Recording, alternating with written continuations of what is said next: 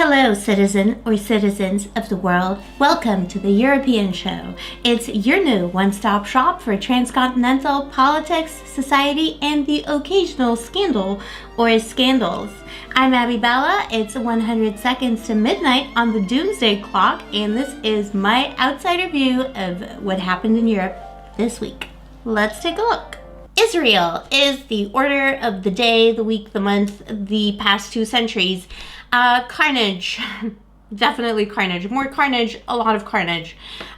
Israel is definitely doing ethnic cleansing. It's doing a lot of things, and it's been doing it for a long time. It's just the situation has blown up.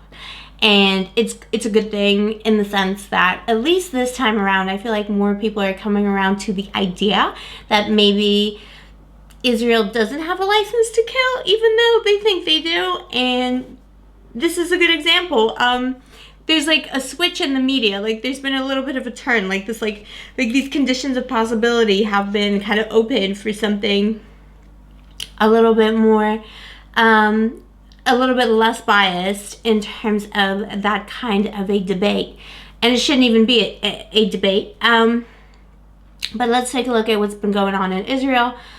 And let's cry together. This is the footage that got a lot of people talking. This is the people chanting in the square.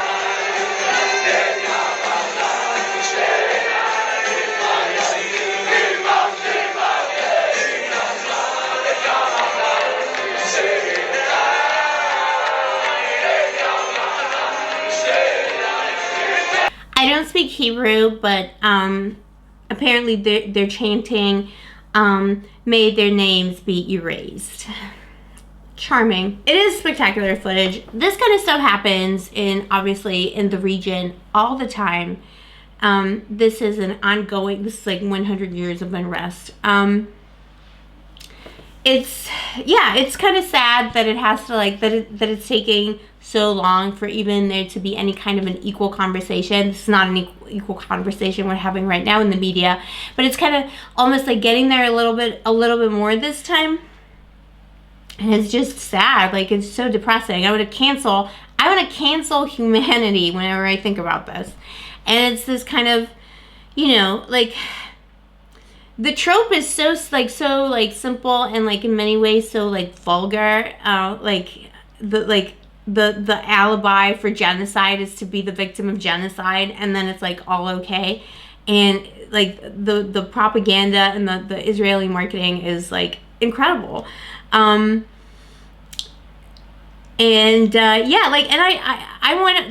want to view, like, if you think if you're offended by what I'm about to say about the state of Israel, remember, like, I grew up loving the state of Israel too. Like, I thought it was like the best thing in the world. I thought it was like amazing. I loved it. Like, Israeli kids were my friends, and they still are. But I thought that the bombs you saw kind of going in were from the evil terrorist people who were throwing the bombs because they hated poor Israeli children.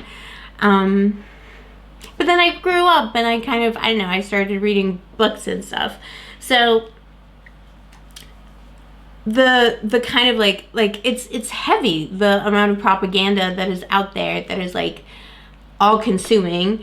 And this is not to say that like organizations like Hamas are like innocent snowflowers. This is like a long history of animosity. At the end of the day, you're talking about a nation state that was made up out of nowhere, based on some religious scribblings from thousands of years ago. And you have like a people implanted into a place that was already inhabited by other people. That sounds pretty bad to me. And it sounds like trouble. So not to say that, like all Palestinian organizations have always been innocent, but it's like, at the foundation of the situation, there's like an imbalance of power. And not to mention that the reason why Israel is so powerful is because we need Israel as Euro Anglo-America we need Israel in the Middle East as basically a military buffer and base, and that's why that's there. And the mess continues, and I just don't see, there's just no end to it. After all this time, is there even any kind of a solution that would be satisfactory with the amount of hate that's going on? I'm really frightened by what's like the Israeli mentality on this. I'm terrified by it, and I guess I'm like extra sensitive to that because I'm speaking from Europe, and a lot of things happened in Europe, and those things happened in Europe. The systematic killing of people, the hatred, the way that a lot of Israeli children talk about Palestinian children, sounds to me a lot like Germany in the 1930s. And yeah, I'm sorry, like if it's like beating people over the head with this, but it's like that. But that is exactly what it sounds like. Like, just change the name. Just change the name. And it's the exact same narrative, and it's the exact same situation. So yeah, people seem to be more receptive, but it is very, very, very scary. And in terms of the European Union angle on this, Israel is like in many ways, like spiritually, in terms of military allegiance, all kinds of things. It's kind of tied to the European Union and definitely to Europe. It's like it's an associated state of the European Union. It's kind of like the child of it's like the child of Europe, really. And if it hadn't been for Europe, none of this would have happened in the first place. And we're like responsible. We're all responsible globally for this situation and for the people of Palestine. And I don't know, like, you know, I want to make some jokes about this, inappropriate jokes about what to do with Jerusalem and what to do with Israel. I don't want to offend people, but I probably will anyway somehow. But like, you know, like just like get rid of that land. The only solution I see to this ever is like there's so much hate and so much animosity and tension in like a place like Jerusalem, for example, is just like it's a viper's nest. It's always been a viper's nest. Just nuke it, get rid of it, and start again, build again, start again. Find other places for people to live. I don't know, but it's just like this is never going to be resolved. And if it is going to ever be resolved, this is going to be resolved to the detriment of the Palestinian people. They don't have the Israeli lobby. They don't have the power. They don't have the money backing. And there is no way in hell that America, the USA, will back Palestine ever. And whatever like the progression will be in the situation, every year, every decade is going to be more and more systematic and more genocidal until one day people are going to wake up and they're going to be killed. Like all of them will be killed. And states like, you know, like in Europe, there's like some obvious offenders when it comes to Israel. Germany, I obviously blame Germany for Israel. I blame the complacency of Germany too, because like from a human rights standpoint, obviously what's happening in Israel has always been happening, is a crime against humanity. Netanyahu is guilty of that. He should be tried at the International Court of Human Rights. Him and others. It's dreadful. But Germany is never going to be able to not back Israel for obvious reasons. And it's a kind of double bind. It's this constant double bind. Well, because we're victims of genocide, therefore we should bring genocide. Like, I don't know who came up with, like, how it became even some, like, how that ridiculous argument became okay in the marketing schema of Israel. But I guess it did. And it just makes everything more icky. But it should be the other way around, you know? We should judge Germany and Israel. Like, if you aren't understanding that what you're doing is genocidal, if you don't understand that what you're doing is a crime against humanity, then who else will? Like, if you people of all people don't get that this is wrong and it's like repeating history, then we're just lost. We might as well just cancel ourselves immediately. I'm canceling humanity. You're canceled. You're canceled, people. We failed. We failed as a human species. We didn't do our job. We failed. Yeah, so it's terrifying. And it's this kind of like politics and like it's this like economy of guilt that a lot of kind of post-colonial relations can be burdened with and like in a non-productive way.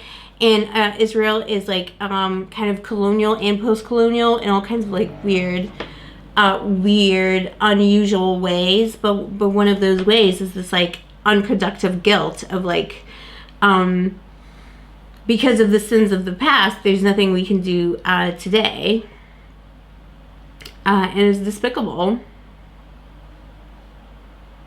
So, while there's an opportunity to talk about this, even though it is despicable, let's talk about it as much as possible because it might actually bring some illumination to the topic this time around.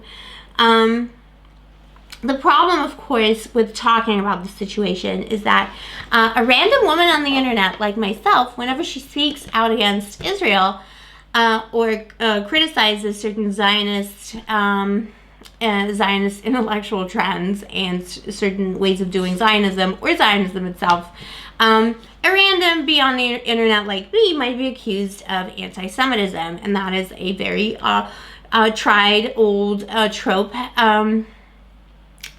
used by the state of Israel, used by the military-industrial North American complex to control people and to prevent them from speaking out against the atrocities that are happening and to prevent them from speaking truth to power. But I obviously have nothing to lose, and I know what I am. But I know that it's something that comes up for a lot of people in terms of their careers, and even my measly career. That's something that you would definitely think twice about before, like, you start speaking out against certain things, which is like really just. I mean, that's not that. It doesn't feel like you're living in a democracy. And it shouldn't be this way. And there's like a whole paranoia around it. And most people, let's face it, most people aren't like deep in the news and deep into politics. And this is not a critique of most people. It's just like, that's just how it is. People have different interests. They have different like situations in their lives. They have different priorities in their lives. Not everyone's obsessed with what you're obsessed with. So not everyone's that like into the subtlety of the situation in Israel, and not everyone understands because all they get is this propaganda from the mainstream news and from the mainstream policymakers saying, well, you can't criticize Israel. If you criticize Israel, you're an anti-Semite. And if you say something that's anti-Zionist, that makes you an anti-Semite. And that's a very, very dangerous trope. And it's something that's like extremely like topical in the United Kingdom because that's how they brought Jeremy Corbyn down here in the Labour Party. Corbyn was leader, when Corbyn was leader, from the beginning, the Labour Party, which had become really centrist, and he was like a proper lefty, they tried to destroy him. They hated him. They hated him with a passion, his entire Labour Party. Like, just they wanted to oust him. And they couldn't quite do it. They tried this way, that way, and he made a lot of mistakes, like himself, that I would be the first person to criticize him for. Like, for example, the Brexit campaign, but my God, like the one thing that got him, the way they got rid of him finally was the flinging accusations of anti-Zionism and anti-Semitism. That's all it took. That was the downfall of Jeremy Corbyn. Obviously, I shouldn't have to explain this, but I'm going to explain. Jeremy Corbyn is not an anti-Semite, and he did not make anti-Semitic statements defending the people of Palestine and other people who might not be lovers of Israel is not anti-Semitism. And there was like a whole thing. I'm not going to get into like the labor situation in the United Kingdom, but that was like the one like that reason worked, and people unquestioningly were immediately put off of it. And unfortunately, a lot of Jewish people were put off of it, and for good reason, because the BBC and the mainstream media were telling them that Jeremy Corbyn was an anti-Semite, which was incredibly unfortunate.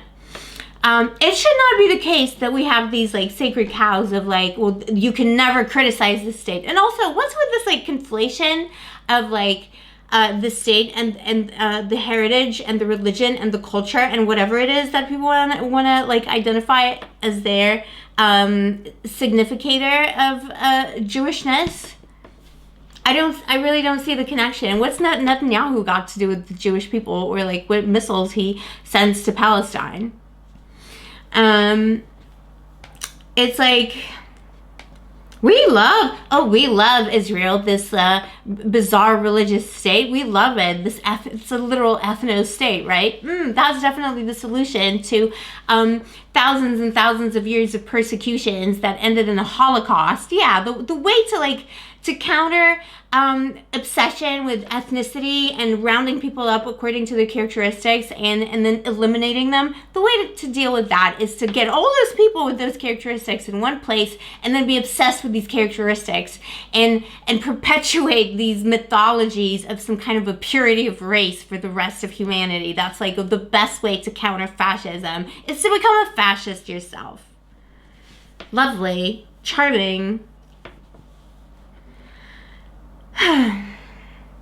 And yeah, so just to be clear, I'm not an anti-Semite. I do oppose to the practices of the Israeli state. I'm not even anti-Israeli state necessarily, but I'm anti the way that the Israeli state was implemented, and a lot of people agree with me. And I think it is definitely dangerous that we can't speak. Like, there's like this whole paranoia about it, you know, like you can't say anything, immediately people react. Just like you, in the United Kingdom too, there was like, this like feud. I'm not even in that feud. I don't want to get into it. I don't want to say it. I almost don't want to say it because I don't want to get like into it. But there's this like feud about this trans charity for trans people, mermaids, and some people were criticizing the way that it works. They weren't criticizing that it was like a trans charity.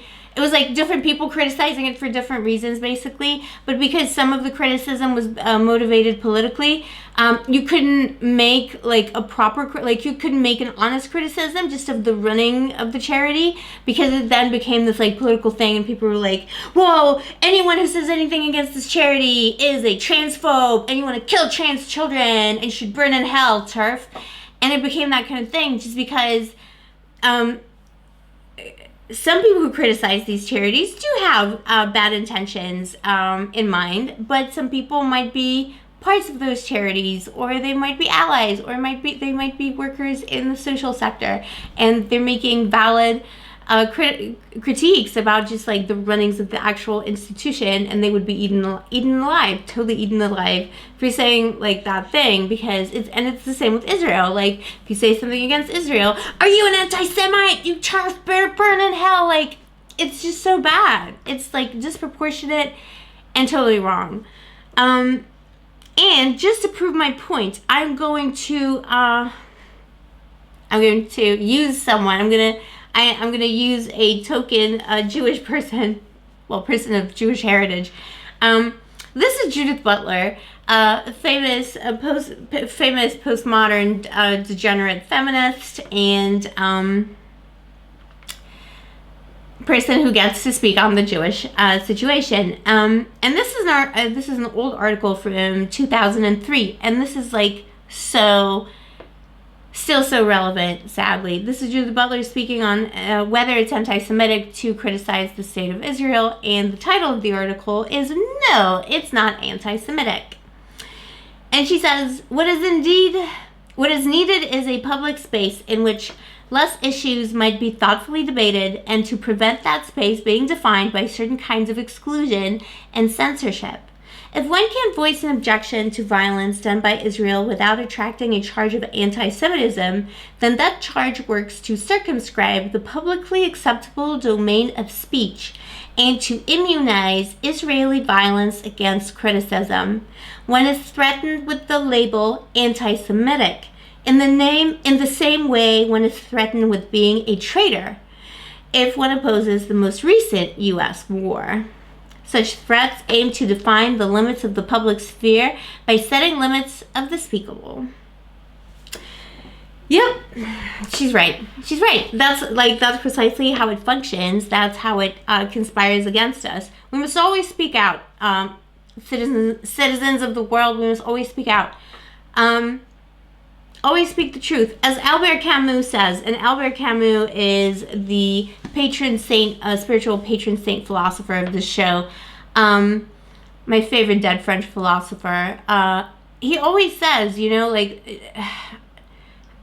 whatever your kind of leanings politically and intellectually, when it all comes down to it, the most important thing and function of the witness to history or intellectual, whatever labor you're doing spiritually or intellectually in history, within history, as a witness to history, the most important thing to be is someone who does not side with the executioners. And that's a motto that I live by, to not side with the executioners, whoever they might be. And that's usually a good way to kind of see who the bad guys are in the situation, just like Israel and Palestine. Who is the executioner here?